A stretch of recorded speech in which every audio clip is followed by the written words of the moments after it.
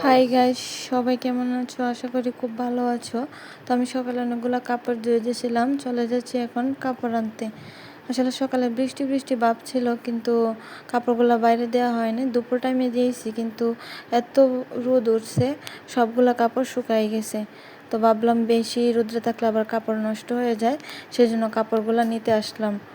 অনেক রৌদ্র আর অনেক গরম, কিন্তু আমি আগের মতো কাপড় ধুইতে পারি না জলের সমস্যার কারণে। আমাদের নতুন বাসায় ওঠার পর জলের এত পরিমাণ সমস্যা, অন্য বাড়ি থেকে জল আনা লাগে।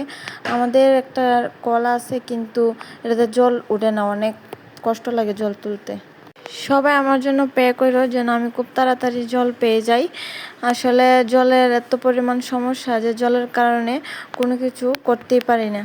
মোটর আছে, কিন্তু মোটরের জল আসে না। ভাবছিলাম বৃষ্টি হওয়ার পর জল আসবে, কিন্তু এখনো জল আসে নাই। কবে যে জল আসবে ভগবানই জানে। কাপড়গুলা নিয়ে ঘরে চলে আসলাম, এখন কাপড়গুলা ভাঁজ করে রাখবো। আসলে মেয়েদের জীবনটাই এরকম, আপনি যতই কাজ করবেন কাজও শেষ হবে না। বিয়ের পর থেকে একটা মেয়ের জীবনে অনেক দায়িত্ব চলে আসে। বাবার বাড়িতে কাজ না করলেও মা, বোন, বাবা সবাই থাকে কাজ করার জন্য, কিন্তু স্বামীর বাড়িতে কাজের মানুষ কেউই থাকে না। নিজে করলে করা হয়, না হলে করা হয় না। প্রতিটা মেয়ে বাবার বাড়িতে সবার খুব আদরের হয়, তাই সেরকমভাবে কোনো দায়িত্ব পালনের জিনিস বা শেখানো হয় না তাকে। একটা মেয়ে বিয়ের পরে ঠিকই সব দায়িত্ব সময়ের সাথে শিখে যায়। সমস্ত দায়িত্ব শিখার বা করার পরেও যদি শ্বশুরবাড়ির লোকেরা আপনাকে বলে যে তুমি কি করেছো, তুমি কি করতেছো সারাদিনে, তারপর আপনার মনের অবস্থাটা কি হবে আপনি নিজেই জানেন। আমার মুখের অবস্থা দেখে বুঝতে পারতেছো আমার কেমন পরিমাণ গরম লাগতেছে, কিন্তু উপায় নেই, গরম লাগলেও নিজের কাজ নিজেকেই করতে হবে।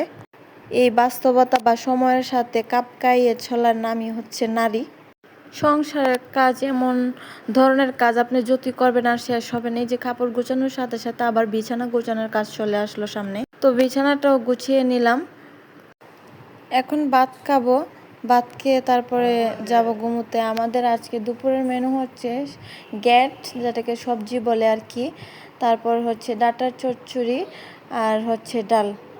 তো আমি যাব ঘুমোতে, ততক্ষণ তোমরা আমার চ্যানেলটা সাবস্ক্রাইব করে দাও। টাটা।